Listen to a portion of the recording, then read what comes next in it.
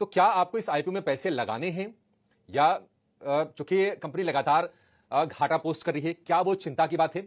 तो घाटे को देखें या हम ग्रोथ को देखें और भविष्य को देखें और इसमें पैसे लगाएं? ये तमाम सवाल आपके मन में उठ रहे होंगे कि आखिर ओला को हम देखें कैसे, किस निगाह से देखें और क्या स्ट्रेटजी बनाएं। तो आपकी हम राह आसान कर देते हैं। दो एक्सपर्ट्स, आज एक नहीं दो एक्सपर्ट हैं, क्योंकि आईपीओ बड़ा है और काफी ज्यादा इस पर चर्चाएं हो रही हैं। तो हमारे साथ हेम सिक्योरिटी की आस्था जैन तो है ही, साथ ही जोजित फाइनेंशियल के गौरांग शाह भी हमारे साथ जुड़ गए हैं इस खास चर्चा में। गौरांग सर और आस्था जी, आप दोनों का बहुत शुक्रिया, स्वागत है 89 स्वदेश पर। शुरुआत गौरांग आपसे करेंगे। चर्चा काफी ज्यादा है, बहुत सारे लोग ये भी कह रहे हैं कि कहीं ऐसा ना हो कि ये दूसरा पेटीएम बन जाए, जो हर्ष पेटीएम का हुआ था लिस्टिंग पे। आप सर, कोई आपसे पूछ रहा है आईपीओ को लेकर, ओला इलेक्ट्रिक के बारे में, तो आपके विचार क्या बन रहे हैं और राय क्या दे रहे हैं? जो आपसे लेके पैसे लगा दे या क्या करें? बहुत बहुत धन्यवाद अभिषेक, इस मंच पर आमंत्रित करने के लिए। सभी को प्रणाम और शुभ प्रभात हमारे तरफ से। पेटीएम और ओला इलेक्ट्रिक मोबिलिटी को आप तुलना नहीं कर सकते, क्योंकि दोनों का कारोबार अलग है। तो अगर आपको तुलना करती है तो बराबरी का तुलना करना चाहिए, पहली बात। दूसरी बात, पेटीएम को लेकर के हमने कई बार हमारी चैनल 89 स्वदेश पे किया था कि जो मूल्यांकन पर आईपीओ आया था वो बहुत महंगा था और किसी भी मापदंड में वो मुनासिब नहीं था जो मूल्यांकन पे आया था। और फिर इतिहास गवाह है, मैं बाकी सब बातों में नहीं जाना चाहता। ओला ओला इलेक्ट्रिक मोबिलिटी 72 और 76 के बीच में प्राइस बैंड है। ऊपरी भाव में यानी कि 76 के भाव में हमने कल आईपीओ नोट द्वारा लोगों को लंबी अवधि में निवेश की राय दी है। उभरती हुई कंपनी है, ये 2017 में स्थापित हुई थी और उसके पश्चात E2W में यानी कि इलेक्ट्रिक टू व्हीलर्स में इसका करीबन 35% मार्केट शेयर है।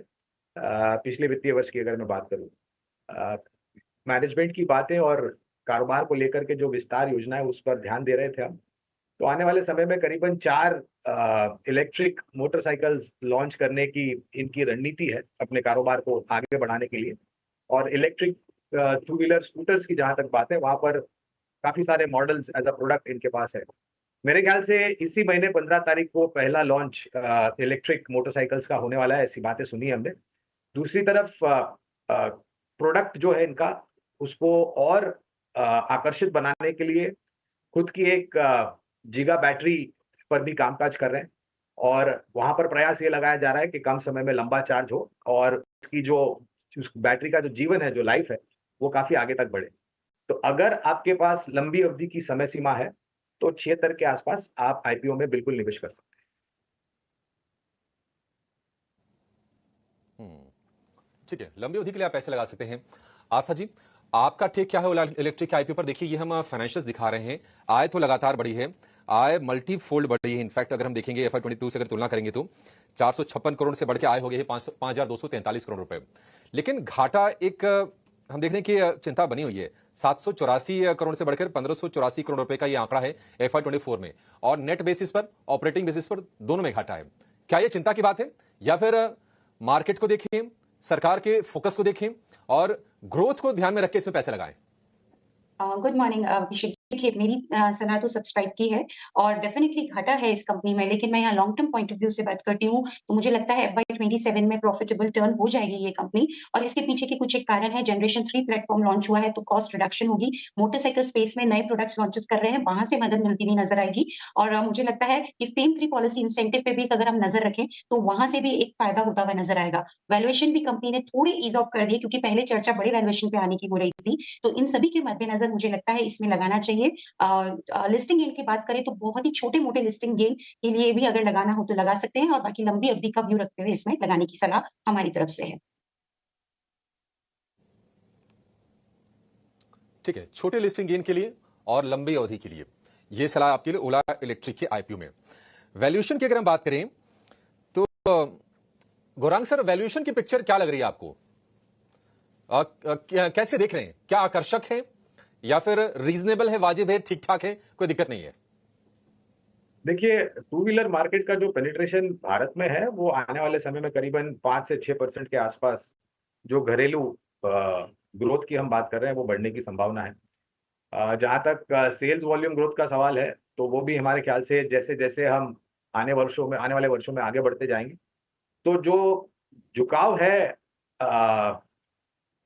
फॉसिल फ्यूल से हट करके क्लीन एंड ग्रीन फ्यूल्स के तरफ जाने का, उसकी तादाद जो है वो बढ़ सकती है, उसकी गति जो है वो बढ़ सकती है। और जाहिर है ज्यादातर दोपहिया वाहन आपको फॉसिल फ्यूल पेट्रोल ड्रिवन, जिसे हम कहते हैं इंटरनल कंबशन इंजन, जो पेट्रोल से चलते हैं उस पर निर्भर होते हैं।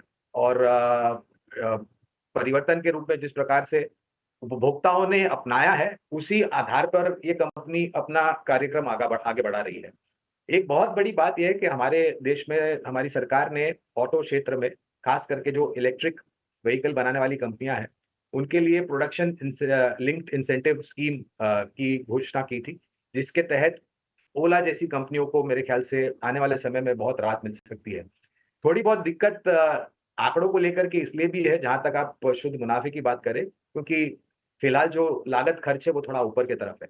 लेकिन जैसे हम बता रहे थे कार्यक्रम की शुरुआत में कि अगर इन हाउस अपनी जो बैटरी का जिगा बैटरी फैक्ट्री की जो बात कर रहे हैं, उस पर जो काम चल रहा है, उस पर जल्द तारीख पे अगर अमल हो जाए तो पहले तो इनकी जो कॉस्ट है वो नीचे आ जाएगी, और दूसरी तरफ ऑपरेटिंग एफिशिएंसीज को भी अगर आप लागू करते हैं तो शायद संभवता है कि अनुमान से पहले एक ब्रेक इवन की परिस्थिति बन सकती है। लेकिन एक लंबी अवधि की मैं बात कर रहा हूं अभिषेक, ये मैं छोटी मध्यम अवधि की ना ही लिस्टिंग गेन्स की मैं चर्चा करूंगा, क्योंकि मैं सक्षम नहीं हूं उस पर टिप्पणी करने के लिए। लेकिन हाँ, अगर आपका 1.5 साल 2 साल का नजरिया है तो आपको याद होगा, मैं ये तुलना नहीं कर रहा, जोमेटो के आईपीओ के समय हम आप ही के चैनल पर जुड़े थे, 76 के आसपास मेरे ख्याल से आईपीओ था जोमेटो का, इसका भी करीबन उसी स्तर के आसपास है। हिचकिचाहट थी, लोगों को संकोच था, लेकिन आप लिस्टिंग के बाद देखिए कितने समय में आज एक सर्वोच्च ऊंचाई है। कल जोमेटो के नतीजे भी आए थे, अनुमान से बहुत ही बेहतरीन थे। तो मैं एक अनुमानित बता रहा हूं कि शायद 1.5-2 साल में ओला इलेक्ट्रिक मोबिलिटी अगर आपने निवेश किया आईपीओ में, तो जोमेटो जैसा नहीं, लेकिन हाँ, थोड़ा बहुत बेहतर आपको बिल्कुल निवेश के ऊपर मुनाफा मिल सकता है। गौरांग, कविता बोल रही हूँ, और क्योंकि हम इस पूरे सेक्टर की भी बात कर रहे हैं और नज़रिया भी जो है अगर 1.5-2 साल का रखा जाता है तो क्लियरली आपको फ़ायदा होगा। लेकिन इस पूरे सेक्टर को लेकर अभी भी बहुत सारे कंसर्न्स हैं और रेड फ्लैग्स हैं। एक स्मूथ सेलिंग अगर हम कहें लिस्टिंग के बाद अगर स्टॉक को चाहिए, और इसकी तरह हम देख रहे हैं इसकी तर्ज पर ऐसी बहुत सारी, भले ही आप म्यूचुअल फंड्स के जरिए इंटरेस्ट होता हुआ देखें या आप और भी इस तरह की कंपनियों को आते हुए समय में आता हुआ देखेंगे, शेयर बाजार में लिस्ट होता हुआ, ओवरऑल एक जो माहौल बन रहा है उस माहौल के बीच में फोकस और रेड फ्लैग्स और चैलेंजेस जिनका हमें बहुत ज्यादा ख्याल रखना होगा। गौरांग, तो यहाँ पर बहुत बहुत धन्यवाद आपका, और आपको भी प्रणाम और शुभ प्रभात कविता। तो देखिए, जब पहले पहले इलेक्ट्रिक व्हीकल हमारे देश में आया, मैं बात कर रहा हूँ आज से 3 से 5 साल के पहले कविता, तो जब आप 1 किलोमीटर का सफर करते हैं तो आपको मुश्किल से 1 या 2 वाहन दिखते थे जो कि इलेक्ट्रिक थे। लेकिन आज 3 या 5 साल के बाद देखिए, मेरे ख्याल से 10 में से आपको शायद 4 या 5 इलेक्ट्रिक वाहन दिखेंगे रास्ते पर। तो ये एक ग्रोथ स्टोरी है कविता। ये टेक्नोलॉजी जो है, ये नई टेक्नोलॉजी है, कुछ सालों पहले आई है। उपभोक्ता अगर अपनाते हैं तो वाहन बनाने वाली कंपनियों को प्रोत्साहन मिलता है आगे जा करके उसी प्रकार के और भी आधुनिक वाहन बनाए, जिससे बहुचर्चित एक वाहन बाजार में आए और लोग उनकी खरीद करके सहारा ना करें, ताकि इसके जो बिक्री के आंकड़े वो बढ़े। अब चैलेंजेस इसलिए कविता, क्योंकि पहले तो टू व्हीलर मार्केट हमारे देश में पेनिट्रेशन जो है वो पहले तो आपको बड़े शहरों और छोटे शहरों में दिखेगा, लेकिन आज के तारीख में हम काफी मुसाफरी करते हैं, पूरा भारत भ्रमण करते हैं हम कविता। मैंने जो देखा है कि शहरों से हट करके अब गांव में भी आपको या फिर जो ग्रामीण और मध्यम ग्रामीण इलाके हैं वहां पर भी आपको इलेक्ट्रिक व्हीकल की बिक्री की संख्या धीरे धीरे करके बढ़ती हुई नजर आती है। अगर आप एक ऐसा प्रोडक्ट लेकर के आते हैं जो वैल्यू फॉर मनी हो, जहां पर स्केल ऑफ इकोनॉमिक्स में मेंटेनेंस को लेकर के ज्यादा दिक्कतें ना आए, और तीसरी और अहम बात टेक्नोलॉजी को लेकर के काफी बेहतरीन टेक्नोलॉजी हो, अगर ये पूरा मिश्रण का मैं समीकरण करता हूं तो मेरे ख्याल से इनोवेटिव यानी कि आधुनिक टेक्नोलॉजी को लाना बहुत जरूरी होगा, और इसके लिए आपको निरंतर प्रयास करने पड़ेंगे। कोई भी कारोबार आसान नहीं होता है कविता, खास करके जब आप automobile, two wheeler, electric vehicle की सेगमेंट में कामकाज करते हैं। जी ठीक है गौरांग, बहुत शुक्रिया आपका ये अपनी राय देने के लिए, बड़े विस्तार से आईपीओ को समझाने के लिए। ओला के आईपीओ में आपको हमारे दोनों एक्सपर्ट आस्था जैन और गौरांग शाह आपको सब्सक्राइब करने की सलाह दे रहे हैं। हो सकता है कि लिमिटेड गेन्स हो, सीमित गेन्स हो लिस्टिंग पर, लेकिन लंबी अवधि के लिए एक बढ़िया विकल्प आपके पास प्राइमरी मार्केट में आ गया है।